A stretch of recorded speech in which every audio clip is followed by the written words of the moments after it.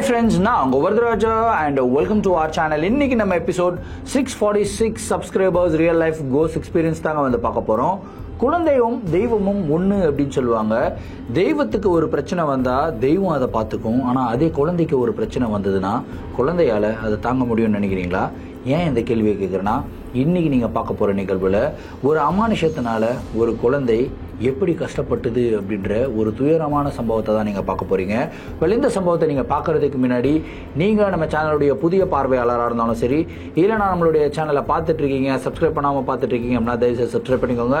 கூடவே இருக்கிற பெல் ஐக்கானை கிளிக் பண்ணிக்கோங்க. அப்போ தான் நான் எவ்ரி ஆல்டர்னேட்டிவ் டே போடுற வீடியோ உங்களால் உடனே பார்க்க முடியும். இப்போ வாங்க ஸ்ட்ரெயிட்டாக வீடியோக்குள்ளே போகலாம்.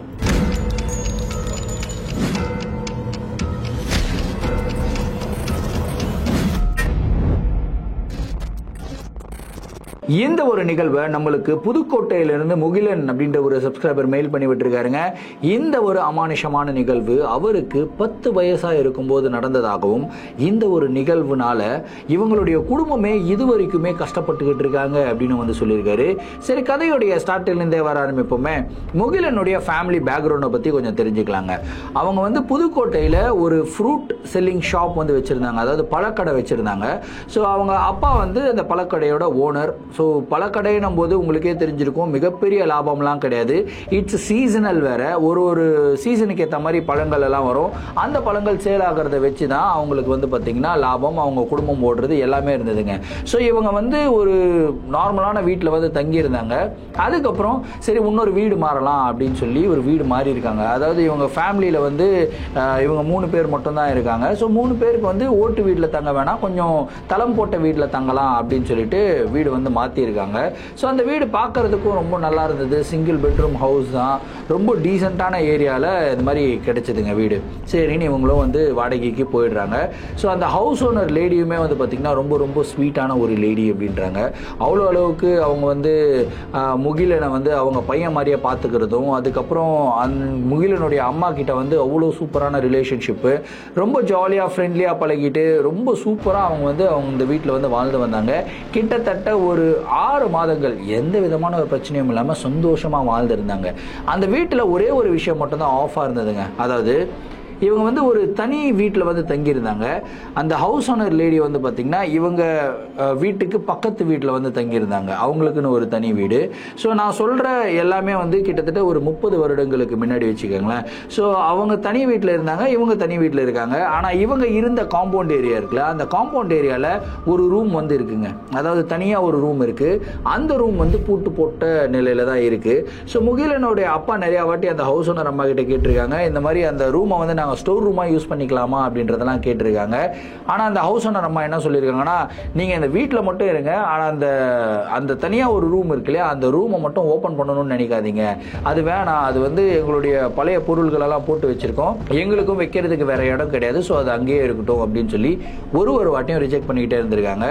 சரி, 6 மாசமா இவரும் கேட்டு பார்த்து விட்டுட்டாரு. சரி, எப்படி இருந்தாலும் அவங்க தரப்போறது இல்லை, எக்ஸ்ட்ரா வாடகை கொடுக்குறோம் அப்படின்னாலும் தரப்போறது இல்லை, அதனால ஃப்ரீயாக விட்டுடலாம்னு சொல்லி விட்டுட்டாருங்க. அப்படியே இன்னொரு 6 மாதம் ஆகுது, 1 வருஷம் ஆகுது. 1 வருஷத்தில் அவங்க ரொம்ப க்ளோஸ் ஆகிடுறாங்க, ஃபேமிலி ஃப்ரெண்டாகவே மாறிடுறாங்க. இவங்களுடைய பிஸ்னஸும் நல்லா பீக்கில் வந்து போய்கிட்டு இருந்தது. ஸோ அவங்க அப்பா என்ன பண்ணுறாருன்னா, ஒரு பழக்கடை தான் வச்சுருந்தாருங்க, இன்னொரு பழக்கடை ஓப்பன் பண்ணுறாரு. அந்த கடைக்கு தன்னுடைய தம்பியே வந்து உட்கார வைக்கிறாரு. ஸோ அவங்களுடைய வாழ்வாதாரத்துக்கும் சப்போர்ட் பண்ணலாமே அப்படின்னு சொல்லி இவர் வந்து பண்ண ஆரம்பித்தார். ஸோ ஓவரால் வந்து பார்த்திங்கன்னா இவங்க ஃபேமிலி ரொம்ப ஹாப்பி பிளேஸில் வந்து இருந்தாங்க. ஸோ இந்த ஹாப்பி பிளேஸில் இருந்தா அப்படின்னா கண்டிப்பாக ஹாப்பினஸ் இன்னும் அதிகமாகும் இல்லையா. ஹாப்பினஸ் அதிகமாகிற மாதிரி என்ன ஆகுதுன்னா, திடீர்னு அவங்க அம்மா வந்து, அதாவது முகிலனுடைய அம்மா பிரெக்னென்ட் ஆகுறாங்க, செகண்ட் பேபிக்கு பிரெக்னென்ட் ஆகுறாங்க. இது வந்து பயங்கர ஹாப்பி நியூஸுங்க. அவங்க அப்பா வந்து ஸ்வீட் எடுத்து எல்லாருக்கும் கொடுத்து கொண்டாடுறாரு. முகிலனும் வந்து ரொம்ப ஹாப்பியாக இருக்காப்புல, ஐயோ எனக்கு ஒரு தங்கச்சி பாப்பா இல்லை தம்பி பாப்பா வர போகிறாங்க அப்படின்னு சொல்லிட்டு ரொம்ப ஹாப்பியாக இருக்கான். இதே மேட்டரை வந்து அந்த ஹவுஸ் ஓனர் அம்மாவுக்கு வந்து போய் சொல்கிறாரு அவங்க அப்பா. ஸ்வீட்டை எடுக்கிறதுக்கு முன்னாடியே ப்ரெக்னெண்ட்டாக இருக்காங்க அப்படின்னு சொல்லி தெரிஞ்ச உடனே அவங்க அம்மா அப்படியே ஷாக் ஆகுறாங்க. அந்த ஹவுஸ் ஓனர் அம்மா ஷாக் ஆகிட்டு அப்படியே பார்க்குறாங்க, எதுவுமே பேசலை. அவங்க அப்பாவுக்கு ஒன்றும் புரியல. அம்மா ஸ்வீட் எடுத்துக்கோங்கம்மா அப்படின்னு சொல்கிறாரு.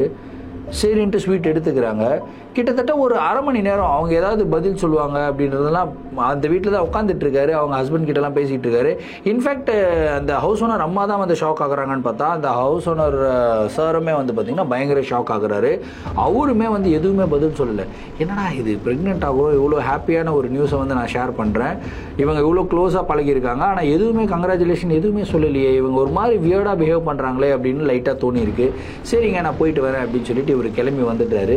ஆனால் இந்த ஒரு மேட்டரை அவருடைய ஒய்ஃப் கிட்ட சொல்லலை. ஏன்னா அவங்க 2 பேரும் ரொம்ப க்ளோஸ், அவங்களுடைய ரிலேஷன்ஷிப்பை நம்ம ஸ்பாயில் பண்ண வேணாம் அப்படின்னு சொல்லி சொல்லாமல் இவருக்கு கடைக்கு கிளம்பி போயிடுறாருங்க. ஸோ ஒரு அரை மணி நேரம் கழித்து அந்த ஹவுஸ் ஓனர் அம்மா அவங்க வீட்டுக்கு வராங்க. வீட்டுக்கு வந்து முகிலன் அவங்க அம்மா கிட்ட, அம்மா எனக்கு ரொம்ப சந்தோஷம் நீங்கள் ப்ரெக்னென்ட் ஆகிருக்கீங்க, ஒரே ஒரு ரிக்வெஸ்ட் தான், இந்த ப்ரெக்னென்சி கன்ஃபார்ம் ஆகிடுச்சுல்ல, ஒன்றுமேலே இந்த வீட்டில் நீங்கள் இருக்காதீங்க, நீங்கள் உங்கள் அம்மா வீட்டுக்கு போயிடுங்க, கரெக்டாக 10 மாதம் முடிஞ்சதுக்கப்புறம் குழந்தையெல்லாம் பிறந்ததுக்கப்புறம் நீங்கள் கிளம்பி வாங்க, அதுதான் உங்களுடைய ஹெல்த்துக்கு நல்லது அப்படின்னு சொல்லி சொல்கிறாங்க. என்னங்க நீங்கள் சொல்கிறீங்க, இப்போ தான் கன்ஃபார்ம் ஆகிருக்கு, ஒரு 2nd மந்த் இது, ஸோ இந்த டைமில் நான் எப்படி அம்மா வீட்டுக்கு போக முடியாது இல்லையா, எங்கள் ஹஸ்பண்ட் யார் பார்த்துப்பா, அதோட முகிலன் வேறு இருக்கான், அவனை யார் பார்த்துப்பா அப்படின்றதெல்லாம் கேட்குறாங்க. இல்லைம்மா நான் சொன்னால் கேளுமா, நீ ஏமா இந்த மாதிரி பண்ணுற, நான் சொன்னால் எல்லாத்துக்கும் ஒரு காரணம் இருக்குமா, அது என்ன காரணம்னு மட்டும் என்கிட்ட கேட்காத, ஆனால் ப்ளீஸ் இங்கிருந்து கிளம்பி போயிடு அப்படின்ற ஒரு ரிக்வெஸ்ட் வந்து சொல்கிறாங்க. ஆனால் இந்த ரிக்வெஸ்ட்டை வந்து இவங்க கேட்கல. முகிலனுடைய அம்மா, இல்லைம்மா என்னால் போக முடியாது, வேணும்னா என் ஹஸ்பண்ட் கிட்ட நான் டிஸ்கஸ் பண்ணுறேன் அப்படின்னு சொல்லிட்டு நைட்டு வந்து முகிலனுடைய அப்பா வந்த உடனே அவங்க டிஸ்கஸ் பண்ணுறாங்க. இந்த மாதிரி ஹவுஸ் ஓனர் அம்மா வந்து சொன்னாங்க அப்படின்னா அவர் பயங்கர கோவப்படுறாரு. என்ன இந்த மாதிரி பைத்தியக்காரத்தனமாக பேசிக்கிட்டு இருக்காங்க, காலையில் போய் நான் ஸ்வீட்டு கொடுக்குறேன், அவங்களும் சரி அவங்க ஹஸ்பண்டும் சரி கங்க்ராச்சுலேஷன்ஸ்னு எதுவுமே சொல்லலை, நீ ப்ரெக்னென்ட் ஆயிருக்கேன் அப்படி சொன்ன உடனே ஒரு மாதிரி பேய் அறிஞ்ச மாதிரி என்னை பார்த்தாங்க. அதுக்கப்புறம் எதுவுமே பேசலம்மா. நானும் அங்கே ஒரு 10-15 நிமிஷம் ஒரு மாதிரி ஆக்வர்டாக உட்காந்துக்கிட்டு இருந்தேன். ஆனால் இப்படியெல்லாம் பிஹேவ் பண்ணுவாங்களான்னு எனக்கு தெரியல. சரி அந்த மேட்டர் உங்ககிட்ட சொல்லலை, ஏன்னா நீங்கள் 2 பேரும் ரொம்ப க்ளோஸு, உங்களோட ரிலேஷன்ஷிப் ஸ்பாயில் ஆகக்கூடாதுன்னு சொல்லி நான் கிளம்பி போயிட்டேன். இப்போ நான் திடீர்னு வந்து உன்னை அம்மா வீட்டுக்கு கிளம்பி போ அப்படி சொல்கிறதெல்லாம் நல்லது இல்லை இல்லையா, நம்மளுடைய ஃபேமிலி மேட்டரில் அவங்க இல்வால்வ் ஆகக்கூடாது அப்படின்னு சொல்லி அவர் கோவப்படுறாரு. உடனடியாக முகிலனுடைய அம்மா வந்து அவரை கண்ட்ரோல் பண்ணுறாங்க. இல்லைங்க வேணாம், அவங்க கிட்ட போய் எதுவும் கேட்காதீங்க, அவங்க என்ன மைண்ட் செட்டில் இருந்தாங்கன்னு தெரியல, இது வரைக்கும் இந்த மாதிரி பிஹேவ் பண்ணதே கிடையாது, இது வரைக்குமே என்ன ரொம்ப நல்லா பார்த்துக்கிட்டு தான் இருந்தாங்க. இன்ஃபேக்ட் அது பேசிட்டு போனதுக்கப்புறம் கிட்டத்தட்ட ஒரு 2 மணி நேரம் கழிச்சு எனக்கு சாப்பாடெல்லாம் பண்ணி எடுத்து வந்து கொடுத்தாங்க. இதுக்கு மேலே நீ சமைக்காதமா, நானே உன்னை மேக்ஸிமமாக பார்த்துக்கிறேன், நான் சாப்பாடெல்லாம் எடுத்து வந்து கொடுக்குறேன்லாம் கொடுக்குறாங்க அப்படின்னு சொல்லி சொல்கிறாங்க. இவருக்கு ஏதோ ஒன்று தப்பாகவே படுது, இவருடைய மனசில் எதுவுமே சரியாக படலை. சரிம்மா ஓகே அப்படின்னு கிட்டத்தட்ட ஒரு 3 மாதம் ஆகுது, அதுக்கப்புறம் 5 மாதம் ஆகுது. இந்த 3 மாதம் 5 மாதம் அப்படின்னும் போதெல்லாம் இவங்களுக்கு ஒரு ஆசை, 5 மாதத்தில் வளகாப்பு பண்ணலாம், 7 மாதத்தில் வளகாப்பு பண்ணலாம், 9 மாதத்தில் வளகாப்பு பண்ணலாம் அப்படின்னு சொல்லிட்டு நிறையா பிளானிங். ஏன்னா அவ்வளோ அளவுக்கு லவ் வச்சுருந்தாரு முகிலனுடைய அப்பா அவங்க அம்மா மேலே. ஸோ இதெல்லாமே பிளான் பண்ணதுக்கப்புறம் 5ஆவது மாதம் வளகாப்பு இவங்க பிளான் பண்ணுறாங்க. இவங்களுடைய சொந்தக்காரங்க, அதாவது தம்பி ஃபேமிலியெல்லாம் இன்வைட் பண்ணியிருக்காங்க. அவங்க தம்பிக்கு வந்து பார்த்திங்கன்னா லக்ஷ்மி அப்படின்ற ஒரு பொண்ணு இருக்குங்க. அந்த பொண்ணுக்கு வந்து கிட்டத்தட்ட 15 வயசு. ஸோ அந்த பொண்ணுமே வந்திருக்கு, எல்லாருமே குடும்பமாக ரொம்ப ஜாலியாக இருக்காங்க, நல்லா செலிப்ரேட் பண்ணிக்கிட்டே இருக்காங்க. திடீர்னு அந்த இடத்துல என்ன ஆகுதுன்னா, முகிலனுடைய அம்மா ஒரு சாரீ கட்டியிருந்தாங்க இல்லையா, பக்கத்தில் வந்து இந்த விளக்கெல்லாம் வச்சுருப்பாங்க, அந்த விளக்குலேருந்து நெருப்பு வந்து சாரீ பற்றிக்குதுங்க. இது வந்து ஒரு மிகப்பெரிய அபசகுனமாக பார்க்குறாங்க. உடனடியாக அந்த நெருப்பெல்லாம் அணைச்சி விட்டு எல்லாருமே பயந்துடுறாங்க, ஐயோ அப்படின்ற மாதிரி பயந்துடுறாங்க. அதுக்கப்புறம் அணைச்சி விட்டுட்டு இவங்க ஃபேமிலியாக கொஞ்சம் ரொம்ப டல் மூடில் தான் இருக்காங்க. என்னடா இது ஒரு சுப நிகழ்வுன்ற மாதிரி நம்ம வந்து செலிப்ரேட் பண்ணுறோம், ஆனால் சுப நிகழ்வில் அபசகுனமாக இந்த ஒரு விஷயம் நடக்குதே அப்படின்னு சொல்லிட்டு அவங்க ரொம்ப ஃபீல் பண்ணுறாங்க. சரி அதுக்கப்புறம் சரி ஏதாவது ஒரு ஆக்சிடென்ட் மாதிரி தான் இதெல்லாம் வந்து போட்டு மனசை குழப்பிக்க கூடாது அப்படின்னு சொல்லி முகிலனுடைய அப்பா வந்து சொல்கிறாரு. பட் இருந்தாலுமே அவருடைய மனசுக்குள்ளேயும் ஏதோ தப்பாக நடக்குதோ, ஏதோ தப்பாக நடந்துருமோ அப்படின்ற ஒரு பயம் இருக்குது. சரி இதெல்லாம் நம்ம வெளியே காட்டிக்கூடாது, வெளியே காட்டினா வந்து ஃபேமிலி ரொம்ப ஃபீல் பண்ணுவாங்க, அவங்க ரொம்ப பயப்படுவாங்க, ஸோ நம்ம வெளியே காட்ட வேணாம் அப்படின்னு சொல்லிட்டு அவர் பாட்டுக்கு அதை நெக்லெக்ட் பண்ணி விட்டுறாருங்க. அடுத்த 2-3 நாட்களில் முகிலனுடைய ஆக்டிவிட்டீஸில் நிறைய டிஃப்ரென்ஸை அவங்க நோட்டீஸ் பண்ணுறாங்க. அதாவது முகிலன் வந்து அவங்க அம்மா கிட்ட ரொம்ப க்ளோஸாக இருப்பாராம். இன்ஃபேக்ட் அவங்க தங்கச்சி பாப்பா வரதாகட்டும் சரி, தம்பி பாப்பா வரதாகட்டும் சரி, ஆவலாக எதிர்பார்த்து ரொம்ப ஆசையாக இருந்த பையன் அந்த இன்சிடென்ட்டுக்கு அப்புறம் அவங்க அம்மாவை பார்த்து வெறுக்க ஆரம்பித்தான். அவங்க தங்கச்சி பாப்பா அவங்க தம்பி பாப்பா எனக்கு வேணாம் அப்படின்னு சொல்லி ரொம்ப அடமெண்ட்டாக அழுக ஆரம்பிக்கிறது. அதுக்கப்புறம் அவங்க அம்மா வந்து முகிலனை கண்ட்ரோல் பண்ணுறதுக்கு முயற்சி பண்ணுறாங்க, புரிய வைக்கிறதுக்கு முயற்சி பண்ணுறாங்க. ஆனால் புரிஞ்சிக்காமல் ரொம்ப வியர்டாக பிஹேவ் பண்ணுறது, கோவப்படுறது, கையில் கிடைக்கிற பொருள்களெல்லாம் தூக்கி அடிக்கிறது, இந்த மாதிரி ரொம்ப வயலண்ட்டான கிட்டாக முகிலன் வந்து மாறுறாருங்க. இது வந்து அவங்க சொல்லி புரிய வைக்க முயற்சி பண்ணுறாங்க. ஆனால் இந்த பையன் வந்து நாளுக்கு நாள் ரொம்ப மோசமாகிக்கிட்டு இருக்கிறத பார்த்து அவங்க அப்பா ஒரு நாள் முகிலனை செம்ம அடிச்சிடுறாரு. அடித்த உடனே முகிலனுக்கு என்ன ஆச்சுன்னு தெரில, பயங்கர கோபம். அவங்க அப்பாவும் அடிச்சுட்டு கம்மன்னு விட்டுறாரு போய் சமாதானப்படத்தில். அவங்க அம்மாவுமே போய் தடுக்கலை, ஏன்னா அவ்வளோ அளவுக்கு டார்ச்சர் பண்ணியிருக்காரு முகிலன். ஸோ அவங்க 2 பேரும் போய் படுத்துடுறாங்க. முகிலன் மட்டும் தூங்காமல் உட்காந்துக்கிட்டே இருக்காருங்க. நைட்டு ஒரு 11 மணி அளவு இருக்கும். அவர் நேராக எழுந்துக்கிறாரு, மெயின் டோரை ஓப்பன் பண்ணுறாரு, வெளியே நடந்து வர்றாரு. அவங்க வீட்டுக்கு முன்னாடி ஃப்ரண்ட்டு நிறையா ஏரியா இருக்கும், ப்ளஸ் சைடில் வந்து பார்த்திங்கன்னா அந்த சின்னதாக ஒரு ரூம் ஒன்று சொன்னேன் இல்லையா, கரெக்டாக இவர் என்ன பண்ணுறாருன்னா அந்த ரூமுடைய வாசலில் போயிட்டு முகிலன் உட்காந்துக்கிறாருங்க. உட்காந்துட்டு ஏதோ யோசிச்சுக்கிட்டே இருக்காரு, அழுகிறாரு. அவர் அழுகிற சத்தம் வந்து பார்த்திங்கன்னா உள்ள வரைக்கும் கேட்குது. அவங்க அம்மா அப்பா தூங்கிக்கிட்டு இருக்காங்க. என்னடா அது முகிலன் அழுகிற மாதிரி சவுண்டு கேட்குது அப்படின்னு சொல்லி பதறி அடித்து எழுந்துட்டு, ஐயோ பிள்ளைய போட்டு இவ்வளோ அடிச்சிட்டோமே அப்படின்னு சொல்லிட்டு நேராக முகிலனுடைய ரூமுக்கு போய் பார்க்குறாங்க. பார்த்தா முகிலன் அந்த இடத்துல இல்லை. எங்கடா பையனை காணோம் அப்படின்னு சொல்லி பார்க்குறாங்க. மெயின் டோர் ஓப்பனாக இருக்குது. மெயின் டோர் ஓப்பனாக இருக்கிறத பார்த்து பதறி போன அவங்க அப்பாவும் அம்மாவும் வெளியே ஓடி வந்து பார்க்குறாங்க. பார்த்தா மழை பயங்கரமாக கொட்டுதுங்க. அந்த மழையில் அந்த ரூமுடைய வாசலில் முகிலன் வந்து உட்காந்துக்கிட்டு இருக்காரு, அழுதுகிட்டு இருக்காரு. அழுதுகிட்டு இருந்தால் ஃபேஷியல் எக்ஸ்பிரஷன் வேறு மாதிரி இருக்கும். ஒருத்தங்க சிரிச்சுக்கிட்டே அழுதுகிட்டு இருந்தால் எப்படி இருக்கும், ஒரு மாதிரி சினிஸ்டரான லுக்கு கொடுக்கும்ல, ஒரு மாதிரி பயப்படுற மாதிரி அப்படின்னு சிரிச்சுக்கிட்டே அழுதுகிட்டே இருக்காங்க. இந்த ஒரு லுக்கை பார்த்த உடனே முகிலனுடைய அப்பாவும் அம்மாவும் லிட்டரலாக ஷாக் ஆகி போய் எப்படி நிற்கிறாங்க. டேய் வாடா ஏஞ்சி வாடா இங்கே வாடா அப்படின்றாரு அவங்க அப்பா. ஆனால் முகிலன் அந்த இடத்துல இருந்து எழுந்துக்கவே இல்லை. அதே இடத்துல உட்காந்து ஒரு மாதிரி ஆக்டிங் வியர்டாக பண்ணிக்கிட்டு இருக்காரு. தலையை இப்படின்னு ஆட்டுறாரு, திடீர்னு முடியை பிடிங்கி கீழே போடுறாப்புல, அவரே அடிச்சுக்கிறாப்புல நெஞ்சில். அதுக்கப்புறம் திடீர்னு எழுந்துச்சு டான்ஸ் ஆடுறது. அதுக்கப்புறம் அந்த ரூமோடைய செவுரு இருக்கு இல்லையா, செவுரில் போயிட்டு தலையை வச்சு டம்முன்னு முட்டிக்கிறது. இதெல்லாம் பார்த்த உடனே இவங்க முகிலனுடைய அம்மாவுக்கு செம்ம பயம். அவங்களுக்கு மயக்கம் வருதுங்க எனக்கு அப்படின்னு சொல்லி அவங்க பாட்டுக்கு ஒரு மாதிரி உட்காந்துடுறாங்க. இவங்க அப்பாவுக்கு என்ன பண்ணுறதுன்னு தெரியல. நேராக குடுகுடுன்னு ஓடுறாரு. முகிலனை கையை பிடிச்சி தரதான நீத்துன்னு வராங்க. இழுத்துட்டு வந்து அவங்க அம்மா பக்கத்தில் நிற்க வச்ச உடனே முகிலன் பட்டுன்னு மயக்கம் போட்டு விழுகிறாரு. மயக்கம் போட்டு விழுந்த உடனே பதறி அடிச்சுக்கிட்டு வீட்டுக்குள்ளே தூக்கிட்டு போகிறாங்க. மூஞ்சில் தண்ணியெல்லாம் தெளிச்சுட்டு அதுக்கப்புறம் ஒரு 5 மினிட்ஸ் கழிச்சு தான் அவர் வந்து திரும்பியும் சுயநினைவுக்கு வராரு. ஏன்டா சாமி இப்படி பண்ணுற அப்படின்னு சொல்லி அவங்க அப்பா கேட்கும்போது முகிலனில் நான் என்னப்பா பண்ணேன் அப்படின்னு சொல்லி கேட்குறேன். நீ ஏன்டா வெளியே போனேன், அந்த மலையில் ஏன்டா நினைஞ்ச, அந்த ரூம் பக்கத்தில் போய் என்னென்னமோ பண்ணிக்கிட்டு இருந்தியாடா அப்படின்னு சொல்லி கேட்குறாங்க. இல்லைப்பா நான் எங்கே வெளியே போனேன், நான் தான் ரூம் நீங்கள் அடிச்சிங்க, நான் கம்முன்னு படுத்து தூங்கிட்டப்பா, நல்லா தூங்கிக்கிட்டு இருந்தேன் அப்படின்னு வந்து சொல்கிறப்பல. டேய் என்னடா நீ சொல்கிற. இல்லைப்பா எனக்கு ஒரு கனவு வந்துச்சு, நான் நல்லா படுத்து தூங்கிக்கிட்டே இருந்தேன், திடீர்னு என்னுடைய ரூமுக்குள்ளே ஒரு ஆன்ட்டி வந்தாங்கப்பா. அந்த ஆன்ட்டி வந்து ப்ரெக்னெண்ட்டாக இருந்தாங்க, 9 மந்த்ஸ் ப்ரெக்னெண்ட்டாக இருந்தாங்க. அந்த ஆன்ட்டி வந்து என் கூட வா அப்படின்னு சொல்லி சொன்ன மாதிரி இருந்தது. நான் வந்து கூட நடந்து போனேன். அதுக்கப்புறம் அந்த ரூம் இருக்கு இல்லையா, அங்கே போய் நின்றுக்கிட்டு இருந்தேன்ப்பா. இதுதான் எனக்கு தெரியும். அந்த ஆன்ட்டி வந்து அந்த ரூம் பக்கத்தில் போனாங்க. அதுக்கப்புறம் அந்த ரூமுக்குள்ளே அவங்க போயிட்டாங்க. ஆனால் அந்த ரூமுக்குள்ளே என்னால் போகவே முடியல. கனவுல இதுதான்ப்பா நான் பார்த்தேன் அப்படின்னு சொல்லி முகிலன் சொல்கிறாப்புல. என்னடா நீ சொல்கிற, இதெல்லாம் கனவா அப்படின்னு சொல்லி. ஆமாப்பா கனவு தான். அப்போ தான் அவங்க அப்பாவுக்கு ஒரு டவுட் வருது. என்னடா கனவுல பார்த்தாரு இவன் சொல்கிறான், ஆனால் கனவுல நடந்த விஷயங்கள்லாம் நேரில் உண்மையாகவே நடந்திருக்குமோ அப்படின்ற ஒரு சந்தேகம் முகிலனுடைய அப்பாவுக்கு வருதுங்க. சரி இதை பற்றி பேசி குழந்தைய இன்னும் கன்ஃபியூஸ் பண்ண வேணாம் அப்படின்னு சொல்லிட்டு, சரிப்பா கனவு தானே, கெட்ட கனவுப்பா அது, அதை பற்றிலாம் ஞாபகம் வச்சுக்காத, விட்டுரு அப்படின்னு சொல்லி கம்முன்னு விட்டுறாங்க. அதுக்கப்புறம் அப்படியே ஒரு 2-3 நாள் போகுது. முகிலன் வந்து கொஞ்சம் கொஞ்சமாக நார்மலைஸ் ஆகிறாப்புல. ஒரு 3ஆவது நாள் 3 பேரும் உட்காந்து டின்னர் சாப்பிட்டுக்கிட்டு இருக்காங்க. கரெக்டாக அந்த டைமில் கரண்ட் ஆஃப் ஆகுது. கரண்ட் ஆஃப் ஆன அடுத்த செகண்ட் வந்து பார்த்திங்கன்னா இவங்க வீட்டுக்கு பின்னாடி மிகப்பெரிய வயல்லாம் இருக்குங்க. அந்த வயல்லேருந்து நாய்கள் ஊளையிடுற மாதிரி சவுண்டு வந்து கேட்குதுங்க. அதுக்கப்புறம் அந்த வயலில் உட்காந்து யாரோ நான் வந்துட்டேன், எனக்கு தேவையானதை நான் எடுத்துக்க போகிறேன் அப்படின்னு சொல்லிட்டு ஒரு 35-36 வயசுள்ள ஒரு பெண்மணியுடைய வாய்ஸ் எப்படி இருக்கும், அந்த மாதிரி ஒரு வாய்ஸில் யாரோ கத்துறது வந்து இவங்களுடைய வீட்டுக்கு கேட்குது. முகிலனுடைய அப்பாவுக்கும் கேட்குது, அம்மாவுக்கும் கேட்குது. என்னடா இது பின்னாடி வயல்லேருந்து சவுண்டு வருது. அந்த வயல் வந்து பார்த்திங்கன்னா இவங்களுடைய பெட்ரூம்லேருந்து ஜன்னலை ஓப்பன் பண்ணால் அந்த வயல் வந்து கிளியராக தெரியும். இவங்க அப்பா எழுந்துக்கிறாரு, எழுந்து நேராக போயிட்டு அந்த ஜன்னலை ஓப்பன் பண்ணி பார்க்குறாரு. பார்த்தா அந்த வயலில் யாருமே கிடையாது. ஆனால் அந்த சவுண்டு மட்டும் திடீர்னு தூரத்திலிருந்து சிரிக்கிற மாதிரி சவுண்டு கேட்குது. நான் வந்துட்டேன், எனக்கு தேவையானது நான் எடுத்துக்க போகிறேன், இன்னும் சீக்கிரம் எடுத்துக்க போகிறேன் அப்படின்னு சொல்லிட்டு சவுண்டு கேட்டுக்கிட்டே இருக்குங்க. இதை கேட்ட உடனே அவங்க அப்பாவுக்கு ஏதோ லைட்டாக மனசெல்லாம் கலங்குது. ஏதோ ஒன்று தப்பாக நடக்க போகுது அப்படின்றத மட்டும் ரியலைஸ் பண்ணுறாரு. ஆனால் என்ன நடக்க போகுதுன்றதெல்லாம் இவருக்கு தெரியல. இவர் திரும்பியும் ஜன்னலை மூடிட்டு எதுவுமே சொல்லலை அவங்க அம்மா கிட்ட. யாருங்க கற்றுது? இல்லைங்க, ஏதோ ஒரு பைத்தியக்கார பொம்பளை போல இருக்குது, அங்கே உட்காந்து கற்றுக்கிட்டு இருக்கு அப்படின்னு சொல்லிட்டு இவர் சமாளித்து விட்டுறாரு. இந்த மேட்டரை யார்கிட்டலாம் சொல்கிறது அப்படின்னு சொல்லி தவிச்சுக்கிட்டு இருந்தவர் அவருடைய தம்பிக்கிட்ட வந்து சொல்கிறாரு.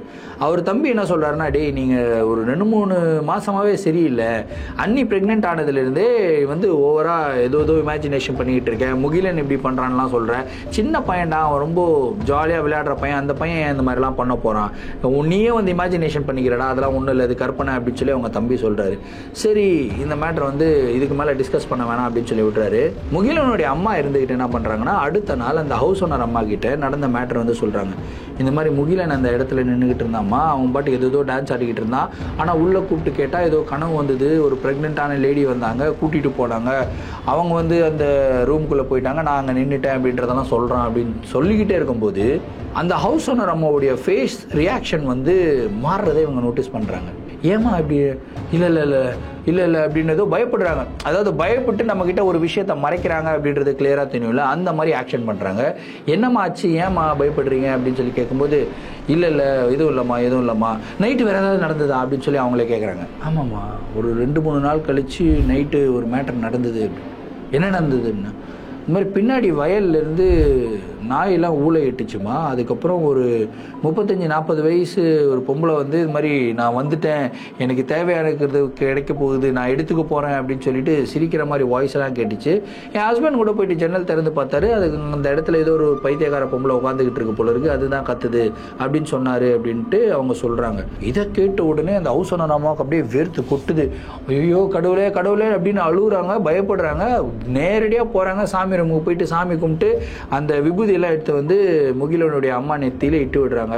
என்னம்மா ஆச்சு? இல்லைம்மா சொன்னா கேளுமா, தயவு செய்து நீ உங்க அம்மா வீட்டுக்கு கிளம்பி போயிடுமா அப்படின்னு சொல்லி திரும்பியும் அதே சொல்றாங்க. என்னம்மா இந்த 5 மாசமா சைலண்டா தான் இருந்தீங்க, இப்போ வந்து 5வது மாசம் வளகாப்பு இப்பதான் முடிஞ்சிருக்கு, என்ன வந்து திரும்பியும் எங்க அம்மா வீட்டுக்கு போக சொல்றீங்க, என்னதாம்மா பிரச்சனை உங்களுக்கு, என்ன பிடிக்கலையா அப்படின்றதுல இவங்க டைரக்டா கேட்கறாங்க. அம்மா உன்னை ரொம்ப பிடிக்குமா, அதனால தான்மா சொல்றேன், தயவு செய்து அம்மா வீட்டுக்கு கிளம்பி போயிடுமா அப்படின்னு சொல்லி அவங்க எவ்வளவோ கேட்கறாங்க. இவங்களுக்கு வந்து அந்த கிளியராக சொல்லாததுனால சரிம்மா ஓகே அப்படின்னு சொல்லிட்டு இவங்க கிளம்பி வந்துடுறாங்க. அதுக்கப்புறம் அந்த ஹவுஸ் ஓனர் அம்மா கிட்ட பேசுறது வந்து கொஞ்சம் கொஞ்சமாக கட் பண்ணிக்கிறாங்க. அப்படியே 7வது மாதம் ஆகுது, 9வது மாதம் ஆகுதுங்க. 9வது மாதம் இவங்களுக்கு வந்து அந்த குழந்தை பிறக்கிற வலி வரும் இல்லையா, ஸோ அந்த மாதிரி அந்த வலி வந்துடுது. வலி வந்த உடனே இவங்களை ஹாஸ்பிட்டலுக்கு கூப்பிட்டு போய் அட்மிட் பண்ணுறாங்க. அழகான பெண் குழந்தை வந்து இவங்களுக்கு பிறக்குது. அந்த பெண் குழந்தைக்கு வளர்மதி அப்படின்ற ஒரு பேருமே வைக்கிறாங்க. ஸோ இவங்க குடும்பத்தில் வந்து பார்த்திங்கன்னா பெண் குழந்தைகள் ரொம்ப ரேர் அப்படின்றாங்க. ஃபஸ்ட்டு பிறந்த பெண் குழந்தை அவங்க தம்பிக்கு பிறந்த பெண் குழந்தை லக்ஷ்மி, 15 வருஷத்துக்கு முன்னாடி பிறந்தாங்க. அதுக்கப்புறம் இவங்க என்டையர் ஃபேமிலியில் யாருக்குமே பெண் குழந்தை பிறக்கவே இல்லைங்க, எல்லாமே ஆண் குழந்தைகள் தான். ரொம்ப வருஷம் கழிச்சு பிறந்த ஒரு பெண் குழந்தை அப்படின்றதுனால எல்லாருமே பயங்கர ஆசையாக அந்த பெண் குழந்தையை தூக்கி கொஞ்சிருது. ஒரு குடும்பமே வந்து பார்த்திங்கன்னா ஒரு ஃபெஸ்டிவல் மோடில் தான் இருக்காங்க. ஸோ அந்த பெண் குழந்தைக்கு நேமிங் செரிமனி வைக்கிறாங்க. கிட்டத்தட்ட ஒரு மாதத்தில் நேமிங் செரிமனி வைக்கிறாங்க. அந்த நேமிங் செரிமனிக்கு அந்த ஹவுஸ் ஓனர் அம்மாவையும் இன்வைட் பண்ணியிருக்காங்க. அவங்களுமே வராங்க, அந்த நேமிங் செரிமனியில் கலந்துக்கிறாங்க. ஆனால் அந்த நேமிங் செரிமனியில் ரொம்ப ஹாப்பியாலாம் இல்லை, அவங்க ஏதோ ஒரு பயத்தில் அங்கே பார்த்துக்கிட்டு இருக்க மாதிரியே ஆக்டிவிட்டீஸ் இருக்குது. இதை வந்து முகிலனுடைய அப்பா வந்து நோட்டீஸ் பண்ணுறாரு. அந்த ஹவுஸ் ஓனர் அம்மா கிட்ட கூப்பிட்டு கேட்குறாரு, என்னதாங்க பிரச்சனை, என் ஒய்ஃப் வந்து ப்ரெக்னெண்ட்டாக இருக்கும்போது நீங்கள் கிளம்பி போயிடுங்க அப்படின்றதெல்லாம் சொன்னீங்க, இப்போது என் ஒய்ஃபு குழந்தையே பிறந்துருச்சு, இப்போயும் நாங்கள் கிளம்பி போனோமா அப்படின்னு சொல்லி கேட்கும்போது திரும்பியும் அந்த ஹவுஸ் ஓனர் அம்மா சொல்கிறாங்க, குழந்தைக்கு ஒரு 2 வயசு ஆகிற வரைக்கும் தயவு செய்துப்பா அவங்க அம்மா வீட்டுக்கு அனுப்பிடுப்பா, 2 வயசு ஆகிடுச்சுன்னா பிரச்சனை இல்லைப்பா, ப்ளீஸ்ப்பா நான் சொல்கிறத புரிஞ்சுக்கப்பா. சரிங்க நீங்கள் சொல்லிக்கிட்டே இருக்கீங்க, அதுக்குண்டான காரணம் என்னன்றதை சொல்ல மாட்டேறீங்க. ஏப்பா காரணம் என்னால் சொல்ல முடியாதுப்பா, அது சொல்ல முடியாத காரணம், சொன்னால் நானே பிரச்சனையில் மாட்டிப்பேன், ஸோ ப்ளீஸ் கொஞ்சம் புரிஞ்சுக்கோங்கப்பா அப்படின்னு சொல்லி எவ்வளவோ கெஞ்சுறாங்க, அழுகுறாங்க, காலிலே விழுந்துடுறாங்க. இவருக்கு ஒன்றுமே புரியல, என்னடா நடக்குது இங்கே, ஏன் 1 மாதம் தாங்க ஆயிடுச்சு குழந்தை பிறந்து, எப்படிங்க நான் விட முடியும், வந்து ரொம்ப வருஷம் கழிச்சு எங்களுக்கு ஒரு பொன் குழந்தை பிறந்திருக்கு, முகிலனுக்கு வந்து 10 வயசு ஆகுது, 10 வருஷம் கழிச்சு இன்னொரு குழந்தை, எப்படி என்னால் அனுப்ப முடியும் அப்படின்றதெல்லாம் கேட்குறாரு. எப்பா அந்த குழந்தையோட நல்லதுக்கு தான்ப்பா சொல்கிறேன், ப்ளீஸ்ப்பா எனக்கு கேட்டுக்குப்பான்னு காலில் விழுந்து அவ்வளோ கெஞ்சுறாங்க. இவருக்கே ரொம்ப சங்கடமாக போயிடுது. என்னடா இது இப்படியே சொல்லிக்கிட்டு இருக்காங்க, சரி அனுப்பி தான் பார்ப்போமே அப்படின்னு சொல்லி இவரே வந்து ரியலைசேஷன் வந்துடுறாருங்க. கரெக்டாக அன்றைக்கி நைட் ஆகுது, எல்லோரும் டின்னர் சாப்பிட்றாங்க. சாப்பிட்டு முடிச்சுட்டு உட்காந்து கொஞ்சம் நேரம் பேசிக்கிட்டு இருக்காங்க. அவர் ஒய்ஃப் கிட்ட சொல்கிறார், இந்த மாதிரி நீயும் பாப்பாவும் உங்கள் அம்மா வீட்டுக்கு போ, கொஞ்ச நாள் இருந்துட்டு வாங்க அப்படின்னு வந்து சொல்கிறாரு. என்ன நீங்கள் திடீர்னு? இல்லைம்மா எனக்கு தோணுது நீங்கள் போயிட்டு வந்தால் நல்லாயிருக்கும்னு தோணுது அப்படின்றாரு. சரிங்க நாங்கள் போயிட்டு வரோம் அப்படின்னு சொல்லி அவங்களும் ஒத்துக்கிறாங்க. சரி காலையில் அடுத்த நாள் கிளம்பலாம் அப்படின்னு சொல்லிட்டு எல்லோரும் படுத்து தூங்குறாங்க. காலையில் ஒரு 9 மணிக்கு தான் 2 பேரும் எழுந்துக்கிறாங்க. பாப்பா வந்து பக்கத்தில் படுத்து தூங்கிக்கிட்டு இருக்கு. வளர்மதி பாப்பா நல்லா தூங்கிக்கிட்டு இருக்கு. சரி பாப்பா தூங்குறா போல இருக்கு அப்படின்னு சொல்லிட்டு இவங்க பாட்டி இவங்களோட வேலையெல்லாம் பார்த்துட்டு இருக்காங்க. 11 மணி ஆகுது, பாப்பா தூங்கிக்கிட்டே இருக்கு. 12 மணி ஆகுது, பாப்பா தூங்கிக்கிட்டே இருக்கு. ஏம்மா என்னம்மா பாப்பா தூங்கிக்கிட்டே இருக்கு, இவ்வளோ நேரமாக தூங்காது, முழிச்சுக்குமே, பசிக்குமே, அழுகுமே, எதுவுமே பண்ணலையம்மா அப்படின்னு சொல்லிட்டு அப்போ தான் இவங்களுக்கு டவுட் வருது. வளர்மதி பக்கத்தில் போகிறாங்க, அந்த பாப்பாவை கையில் தூக்குறாங்க. கையில் தூக்குனா பாப்பாவுடைய உடம்பெல்லாம் பயங்கர சில்லுன்னு இருக்குது. ஒரு மாதிரி லைஃப்லெஸ்ஸாக இருக்காங்க. அவங்க ஒய்ஃப் அழுகுறாங்க, முகிலனுடைய அம்மா வந்து அழுகுறாங்க. ஐயோ என்னங்க எங்கள் பாருங்கள் பாப்பா இந்த மாதிரி இருக்காங்க, இப்போ பேச்சு மூச்சே இல்லைங்க, அழுகவே மாட்டுறாங்க, தட்டுறாங்க, பட்டுன்னு தட்டுறாங்க. ஆனால் எதுவுமே இல்லை, அப்படியே சில்லுன்னு இருக்குது. ஹாஸ்பிட்டல் கூப்பிட்டு போகிறாங்க. ஹாஸ்பிட்டலில் வந்து டாக்டர் செக் பண்ணிவிட்டு பயங்கர ஷாக்கிங்கான ஒரு விஷயத்த சொல்கிறாங்க. பாப்பா இறந்து போய் 3 மணி நேரம் ஆகுதுங்க அப்படின்றாங்க. அவ்வளோதான், இவங்களுக்கு என்னென்ன ஒன்றுமே புரியல. அப்படியே வந்து இருளோன்னு இருக்குது. என்னடா இப்படியெல்லாம் நடந்துருச்சு அப்படின்னு சொல்லி அழுதுகிட்டே இருக்காங்க. அதுக்கப்புறம் அந்த பாப்பா வந்து வீட்டுக்கு கூட்டிகிட்டு வராங்க. ஹவுஸ் ஓனர் அம்மா வீட்டில் வந்து கதறி அழுகுறாங்க. முகிலனுடைய அப்பாவை போட்டு அடி நடிச்சிடுறாங்க. ஏன்ப்பா எவ்வளவோ சொன்னேனேப்பா, ஏன்ப்பா நீங்கள் கேட்க மாட்டீங்க, ஏன்ப்பா இந்த மாதிரி பண்ணீங்க அப்படின்னு சொல்லி பயங்கரமாக அழுகுறாங்க. அப்பயும் கேட்குறாங்க என்னதான் ஆச்சு, என்ன பிரச்சனை அப்படின்னு சொல்லி கேட்கும்போது அப்பயும் சொல்கிறாங்க, இதை வந்து நான் சொன்னேன்னா எனக்கு பிரச்சனை ஆகிடும்ப்பா அப்படின்னு சொல்லி அழுதுட்டு அவங்க கிளம்பி வெளியே போயிடுறாங்க. ஸோ எல்லாமே இறுதிச் சடங்கெல்லாம் முடிச்சுட்டு ஃபைனலாக அந்த ஃபேமிலி உட்காந்துக்கிட்டு இருக்கும்போது இது என்னதான் மேட்ரு இந்த வீட்டில் இருக்குது, இதை பற்றி தெரிஞ்சுக்கணும் அப்படின்னு சொல்லிட்டு அந்த வீட்டை பற்றி விசாரிக்க ஆரம்பிக்கிறார். அப்போ தான் அவருடைய பக்கத்து வீட்டிலலாம் இருப்பாங்க இல்லையா, அவங்ககிட்டலாம் விசாரிக்கும் போது அதில் ஒரு 4 வீடு தள்ளி ஒரு தாத்தா இருந்தாருங்க, ஒரு 70-75 வயசு தாத்தா. அவர் வந்து சொல்கிறாரு, இந்த மாதிரி நீங்கள் தங்கியிருக்கிற வீட்டில் ஒரு 6-7 வருடங்களுக்கு முன்னாடி ஒரு ஃபேமிலி தங்கியிருந்தாங்க. Husband and wife. ஹஸ்பண்ட் வந்து பயங்கர குடிகாரங்க. அவங்க ஒய்ஃப் வந்து ஒரு 9 மாதம் ப்ரெக்னெண்ட்டாக இருந்தாங்க. அவங்களுக்கு ஒரு 2 வயசில் ஒரு பெண் குழந்தை இருந்தது. அந்த பெண் குழந்தையோட பேரும் கூட வளர்மதி அப்படின்றாங்க. வளர்மதி அப்படின்னு சொன்ன உடனே தூக்கி வாரி போடுது முகிலனுடைய அப்பாவுக்கு. என்னங்க நீங்கள் சொல்கிறீங்க, அந்த குழந்தையோட பேர் வளர்மதியா? ஆமாம். சரி அப்புறம் என்னாச்சு? ஹஸ்பண்ட் வந்து பயங்கரமாக குடிச்சிட்டு வந்து சந்தேகப்பட்டு ஒரு நாள் என்ன பண்ணிட்டான், அந்த லேடியை போட்டு அடிச்சிட்டான். அடித்ததில் அந்த லேடி வந்து ஸ்பாட்டில் அவுட் ஆகிட்டாங்க. அவங்க 9 மாதம் ப்ரெக்னெண்ட்டாக இருக்கும்போதே இறந்துட்டாங்க. அதுக்கப்புறம் அந்த சின்ன பெண் குழந்தை வந்து 2 வயசுன்னு சொன்னா இல்லையா, நைட்டு வந்து அழுதுருக்கு. அழுத உடனே குடிபோதையில் என்ன பண்ணுறேன்னே தெரியாமல் அவன் என்ன பண்ணிட்டுருக்கான், தூக்கி செவுத்துல அடிச்சிட்டான். அந்த குழந்தையும் இறந்து போயிடுச்சு. அதுக்கப்புறம் அவன் காலையில் போதை தெளிஞ்ச உடனே இந்த காட்சிகளை பார்த்து அந்த விஷயத்தை தாங்க முடியாமல் அவனுமே அவனுடைய உயிரை எடுத்துக்கிட்டான். அதுக்கப்புறம் இந்த வீடு வந்து பல வருடங்களாக பூட்டப்பட்ட நிலையில தான் இருந்தது. ப்ளஸ் அந்த ரூம் இருக்கு இல்லையா, அந்த ரூமில் தான் வந்து இந்த குழந்தையோட டாய்ஸ் எல்லாம் இருக்குல்ல, அதெல்லாம் எடுத்து வச்சுருக்காங்க. குறிப்பாக அந்த ரூமில் நைட் ஆனால் நிறையா சத்தம்லாம் கேட்கும். அந்த ரூமுக்கு முன்னாடி யாராவது போய் நின்னாங்க அப்படின்னா ஒரு மாதிரி பொசஸ்டான மாதிரி டான்ஸ் ஆடுவாங்க, செவுத்துல போயிட்டு இடிச்சுப்பாங்க. இது எல்லாமே அன்னைக்கு நைட்டு நடந்திருக்க கூடும் அப்படின்னு சொல்லிட்டு ஒரு நாங்களே இமேஜின் பண்ணிக்கிறது. அந்த பெண்ணுடைய ஆன்மா இது வரைக்கும் ஹாண்ட் பண்ணுது அப்படின்னு சொல்லி தான் நான் நினைக்கிறேன். ஸோ அந்த பெண்ணுடைய ஆன்மா ரொம்ப உக்கிரமாக இருக்குங்க. நாங்கள் பூஜைலாம் பண்ணோம், பூஜைலாம் பண்ணி அந்த பெண்ணுடைய ஆன்மாவை அந்த இடத்துல கட்டு போட்டு வச்சுருந்தோம். ஸோ அந்த பூசாரி என்ன சொன்னார் அப்படின்னா, இந்த வீட்டில் யாராவது ப்ரெக்னென்ட் ஆனாங்க அப்படின்னா திரும்பியும் அந்த பெண்ணுடைய ஆன்மா உக்கிரமாகிறதுக்கு வாய்ப்பு இருக்குது. பிறக்கிற குழந்தைக்கு பிரச்சனை வரும், அதுலேயும் குறிப்பாக பெண் குழந்தையாக இருந்தால் பிரச்சனை வரும் அப்படின்னு வந்து சொன்னார். சரி, பெண் குழந்தையாக இருந்தால் பிரச்சனை வரும், ஆனால் வளர்மதின்னு பேர் வச்சா என்ன ஆகும் அப்படின்னு சொல்லி அவர் கேட்குறாரு. வளர்மதின்னு பேர் வச்சா என்னப்பா, அவ்வளோதான், அந்த பெண்ணுடைய ஆன்மா அந்த குழந்தைய திரும்பியும் அது கூடயே கூட்டிகிட்டு போயிரும்ப்பா. ஏன்னா அந்த பெண் குழந்தைய தனியாக விட்டுட்டு போகக்கூடாதுன்னு சொல்லி அந்த ஆன்மா ஃபீல் பண்ணும் அப்படின்னு சொல்லி சொல்கிறாருங்க. இப்போ தான் முகிலனுடைய அப்பாவுக்கு செம்ம ஷாக்கு. சரி, இதை பற்றி ஏன் இந்த ஹவுஸ் ஓனர் அம்மா எங்ககிட்ட சொல்கிறதுக்கு மறுக்கிறாங்க அப்படின்னு சொல்லி கேட்டால், அப்போ தான் அவர் இன்னொரு விஷயத்த சொல்கிறாரு. அந்த பூசாரி வந்து பூஜை பண்ணார் இல்லையா, அவர் என்ன சொன்னார்னா, இது வந்து ஒரு பிரம்ம ரகசியம் மாதிரி உங்ககிட்ட இருக்கும். இந்த ரகசியத்தை நீங்கள் ஓப்பனாக வாண்டடாக நீங்கள் யாருக்கிட்டையும் சொல்லக்கூடாது. அப்படி நீங்கள் வாய் திறந்து சொல்லிட்டீங்க அப்படின்னா அந்த பெண் ஆன்மா உங்களுடைய குடும்பத்தை வந்து தாக்கும் அப்படின்னு சொல்லி அவர் வந்து சொல்லிட்டு போயிருக்காரு. இந்த விஷயத்தை அவங்க நம்பிக்கிட்டு இருக்காங்க. அதனால தான் இவங்க டைரெக்டாக வந்து இந்த மாதிரி பிரச்சனைகள்லாம் இந்த வீட்டில் நடந்தது, நீங்கள் போங்க உங்கள் அம்மா வீட்டுக்கு போங்கன்னு சொல்லவே இல்லை. அவங்க வந்து கெஞ்சி கூத்தாடி சொல்லி பார்த்துருக்காங்க. ஆனால் இவங்க வந்து கேட்கல. ஏன்னா கேட்கலன்றதுனா அந்த ரீசன் என்ன அப்படின்றது தெரியல. ஸோ அதனால் கேட்கல. ஸோ இந்த ஒரு நிகழ்வு வந்து பார்த்தீங்கன்னா முகிலனுடைய குடும்பத்தையே அப்படியே சதைச்சிருச்சு அப்படின்னு சொல்லலாம். அதுக்கப்புறம் அந்த வீட்டில் இருந்து இவங்க மூவ் பண்ணிட்டாங்க, வேற ஒரு ஏரியாவுக்கு வந்துட்டாங்க. அதுக்கப்புறம் எவ்வளோ வாட்டி வந்து பார்த்திங்கன்னா இவங்க இன்னொரு குழந்தைய பெற்றுக்கணும்னு சொல்லி ட்ரை பண்ணியிருக்காங்க முகிலனுடைய அப்பா அம்மா.